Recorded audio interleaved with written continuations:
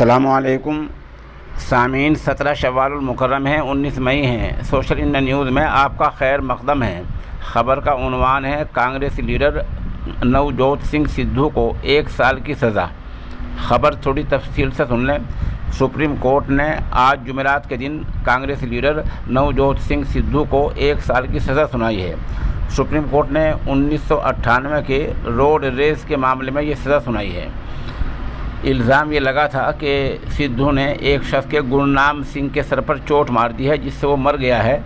उसी मामले में ये सज़ा सुनाई गई है। बता दें कि इससे पहले सुप्रीम कोर्ट ने सिद्धू को 2018 में इसी मामले में 1000 रुपये जुर्माने की सज़ा सुनाई थी। तब मुतासिर ने गुरनाम सिंह के वारिसीन ने दोबारा रिट डाली और अब दोबारा रिट डालने पर यह सज़ा सुनाई गई है। 1 साल उन्हें जेल में रहना होगा। सिद्धू के पास क्या मुतबादिल है कि वो बच सकें? पहला मुतबादिल ये है कि रिव्यू पिटीशन सुप्रीम कोर्ट में दाखिल करें।